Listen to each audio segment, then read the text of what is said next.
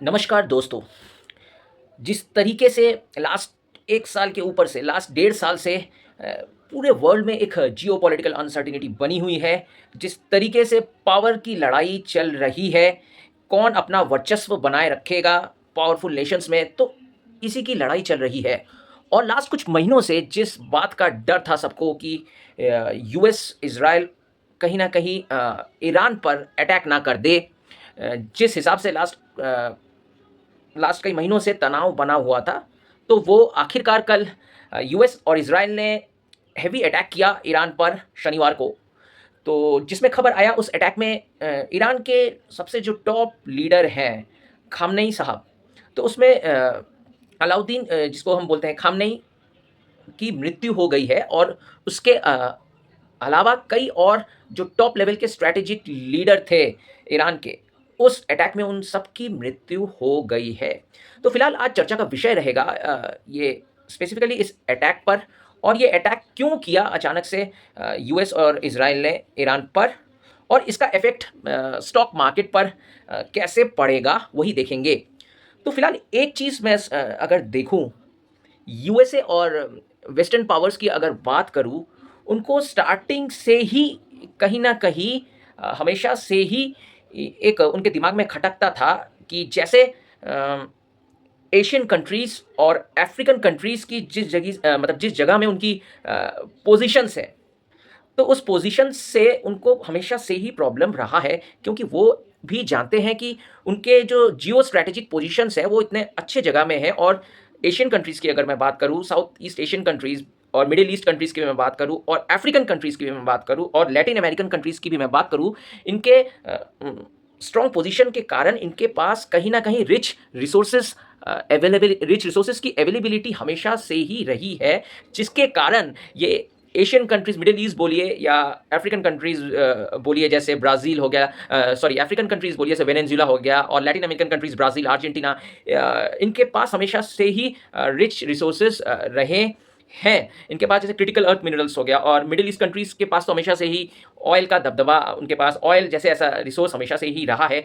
तो इसीलिए यूएस और ये वेस्टर्न पावर नेशंस हमेशा से ही इन कंट्रीज़ को आपस में लड़ाना ही चाहते थे। और किस तरीके से इन देशों में डिसरप्शंस बने रहे, अनरेस्ट बने रहे, जिसके वजह से यूएस और ये western countries in in event के वजह से, इन डिसरप्शंस की वजह से वो फ़ायदा उठा पाएँ, ये सबको ही पता है। तो एक चीज़ सबको क्लियर है कि यूएस ने वेनेजुएला को कैप्चर किया, पहले वेनेजुएला पे अटैक करके उधर कैप्चर किया, और वहाँ के जो लीडर थे उनको कैप्चर कर लिया है।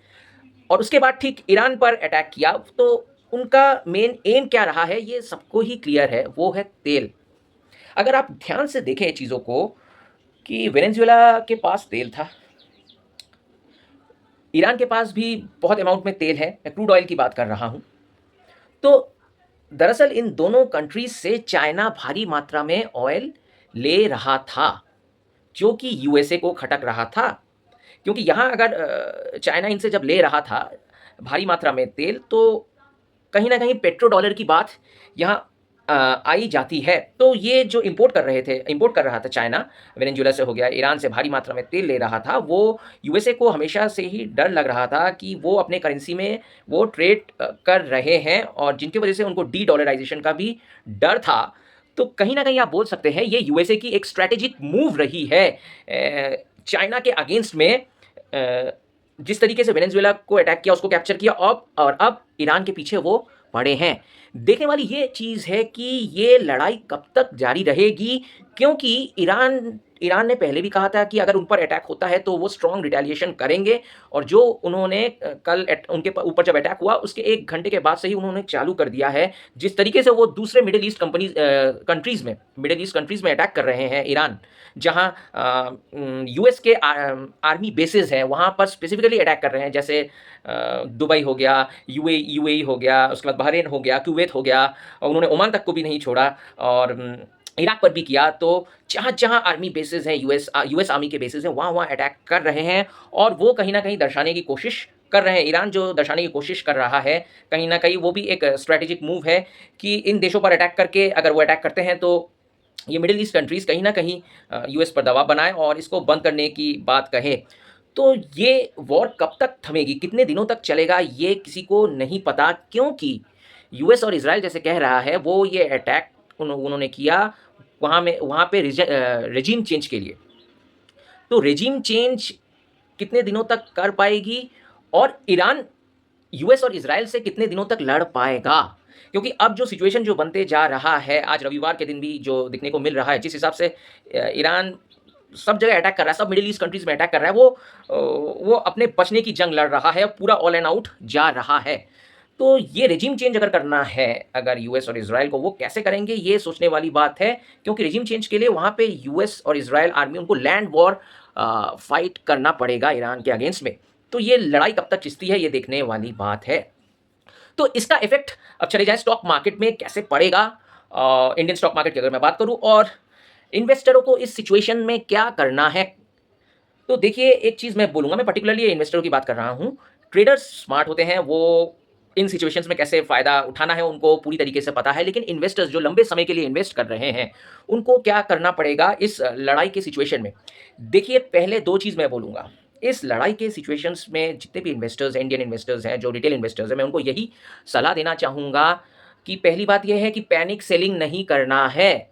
दूसरी बात ये भी है कि फोमो बाइंग नहीं करना है, क्योंकि एक चीज़ मैं बता रहा हूँ कि कल जब मार्केट खुलेगा इंडियन मार्केट्स में, आपको पैनिक दिखने को मिलेगा, क्योंकि इन मिडिल ईस्ट कंट्रीज़ में अनरेस्ट आ जाना मतलब ऑयल प्राइसेस आपको शूट अप करते हुए नज़र आएंगे, जिसके वजह से कई कंपनियों, जो ऑयल कंपनीज़ हैं उनके शेयर्स आपको गिरते हुए दिखेंगे। और इसके अलावा कई स्टॉक्स हो सकते हैं जो एक्सपोर्ट ओरिएंटेड स्टॉक्स हैं, टेक्सटाइल हो गया, या दवाई की कंपनीज हो गई, या पोर्ट्स हो गए, जो बड़े बड़े पोर्ट्स हैं जिनके शेयर्स हैं, वो भी इफेक्टेड होते दिख सकते हैं, उनके प्राइसेस भी आपको नीचे आते हुए नजर आएंगे। उसके अलावा अगर आईटी की मैं बात करूं, आईटी भी एक्सपोर्ट ओरिएंटेड है, तो इसीलिए आईटी इंडेक्स पर भी आप भारी गिरावट, आईटी स्टॉक्स पर भी आप भारी गिरावट देख सकेंगे।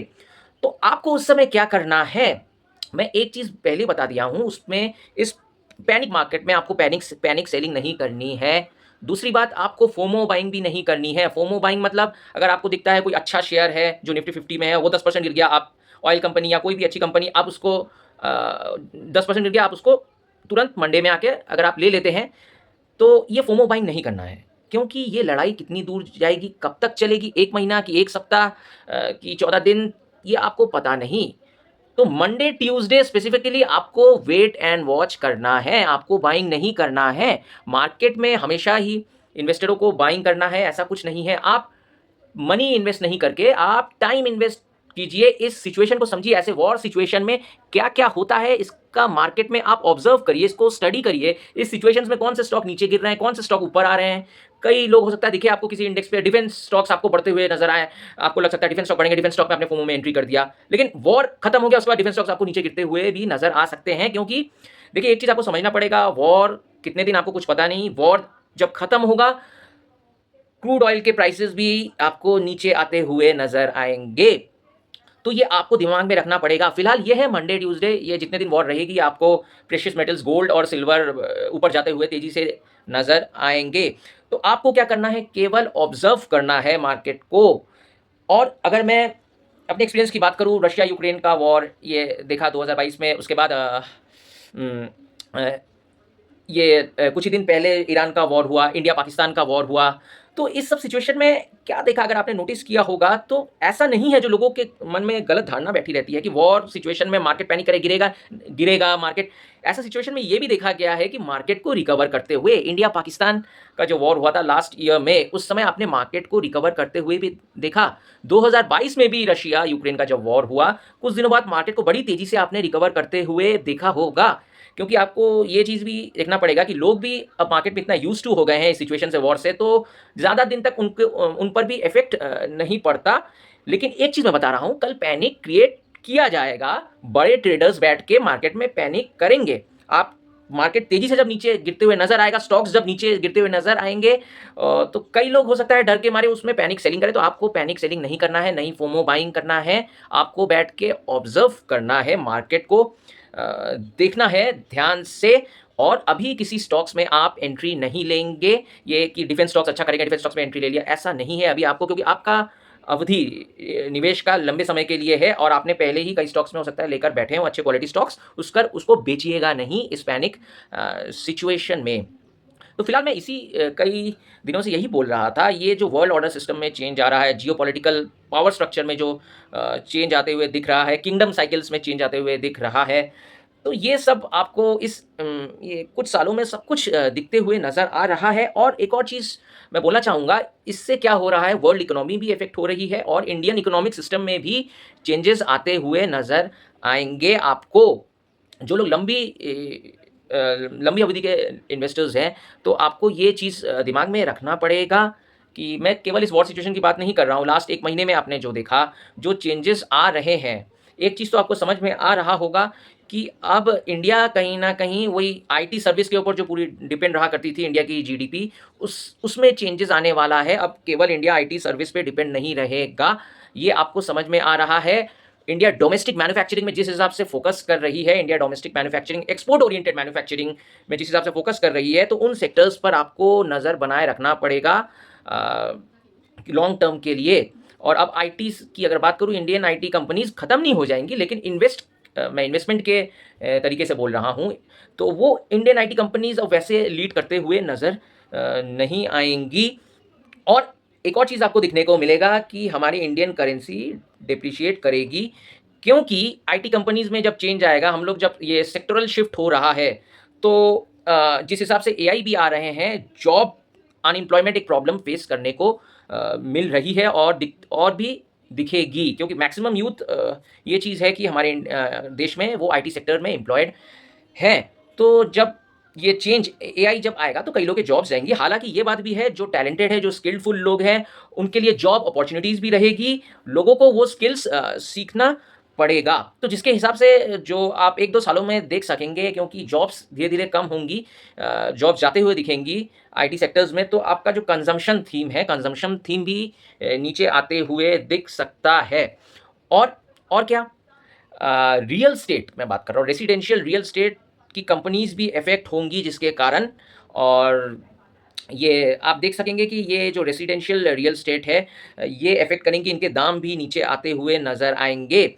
और इंडिया अगर सोचिए डोमेस्टिक मैन्युफैक्चरिंग में ध्यान देगा, और जिस हिसाब से खर्चे बढ़ेंगे, जिस हिसाब से टैरिफ्स लगे हुए हैं, यूएस ने जिस हिसाब से टैरिफ्स लगाए हैं इंडिया पर, तो ये बात है कि इन मैन्युफैक्चरिंग कंपनीज में कॉस्ट ऑफ मैन्युफैक्चरिंग कहीं ना कहीं जो उधर जाएंगे, यूएस में अगर जाते हैं, ये प्रोडक्ट कितना बिक पाएंगे, ये एक बात है। लेकिन इंडिया का एक पॉजिटिव चीज़ है, आपको ये देखना पड़ेगा कि इंडिया और यूरोपियन यूनियन का जो ज़ीरो फ्री ट्रेड डील जो फिक्स हुआ है, ये एक पॉजिटिव चीज़ बनाएगा, जिसके कारण स्पेसिफिकली मैं बोल रहा हूँ कुछ सेक्टर्स की एक्सपोर्ट ओरिएंटेड जो टेक्सटाइल इंडस्ट्रीज़ है वो फ्लरिश करेंगी। ऑटोमोबाइल इंडस्ट्रीज़ की अगर मैं बात करूँ, और साथ साथ ऑटोमोटिव एंसिलरीज़ हैं, ये सब इंडस्ट्रीज़ फ्लरिश करेंगी फॉर फ्यूचर। और साथ साथ में दवाई मैन्युफैक्चरिंग, जो API manufacturing, API ingredients manufacturing companies हैं, वो भी अच्छा करेंगी। मैं रिसेंट कुछ इन मैन्युफैक्चरर्स के साथ मैं बात कर रहा था, तो ज़्यादातर ये दवाई बनाने वाली कंपनीज़ अच्छा कर सकती हैं। और साथ साथ में organic chemical companies, organic chemical sectors में भी आपको नज़र बनाए रखना चाहिए। फिलहाल मैं एक चीज़ कह रहा था अभी, तो ये मैन्युफैक्चरिंग को बढ़ावा देगी इंडिया, आप देख सकेंगे। तो किसी चीज़ को आप बढ़ावा देंगे, तो उसके लिए आपको कॉस्ट तो बेयर करना पड़ेगा, और मेरे ख्याल से वो आईटी ही रहेगा। आईटी इतने दिनों से ऊपर रहा, अब आईटी को इंडिया में आप देख सकेंगे आईटी का इंपॉर्टेंस कम होगा। अब मैन्युफैक्चरिंग की तरफ, डोमेस्टिक मैन्युफैक्चरिंग की तरफ इंडिया को फोकस करना पड़ेगा, क्योंकि ये अब एक जियोपॉलिटिकल नीड भी बन गई है इंडिया के लिए, एक स्ट्रैटेजिक जियोपॉलिटिकल नीड भी बन गई है। इंडिया को एक्सपोर्ट ओरिएंटेड देश बनना है, तो इंडिया को मैन्युफैक्चरिंग में ध्यान देना ही पड़ेगा, जिसके कारण आप ये भी देख सकेंगे कि इंडिया में जो लैंड के अभी दाम है, अगर बहुत ही ज़्यादा दाम है, अगर आप वेस्टर्न कंट्रीज से कंपेयर करते हैं, करीब करीब वेस्टर्न कंट्रीज़ के बराबर ही इंडिया, मतलब जो लैंड के दाम है, अगर आप मुंबई वगैरह जाइए, इतना ज़्यादा दाम है। तो इन फ्यूचर मेरे को लगता है कुछ सालों में आप ये लैंड के दाम भी आपको कम दिखते हुए नज़र आएंगे। रुपी डिप्रिशिएट करेगा, और domestic manufacturing, export oriented manufacturing sectors ऊपर आएंगे। आईटी सेक्टर को आप धीरे धीरे धीरे धीरे नीचे आते हुए देखेंगे। तो फिलहाल यही दिखते हुए नज़र आ रहा है। और फिलहाल जो प्रेजेंट सिचुएशन की मैं बात कर रहा था, ये वॉर सिचुएशन चल रहा है। आपको 2 चीज़ याद रखिएगा, आपको पैनिक सेलिंग नहीं करना है, आपको फोमो बाइंग नहीं करना है, आपको ऑब्जर्व करना है मार्केट में, आपको अपना टाइम इन्वेस्ट करना है, ऑब्जर्वेशन, सारा दिन मार्केट को ऑब्जर्व कीजिए, इस सिचुएशन, वॉर सिचुएशन में क्या होता है मार्केट में, इसको ऑब्जर्व करिए, इससे सीखिए। ये एक बहुत अच्छा टाइम है सीखने के लिए मार्केट के साइकोलॉजी को।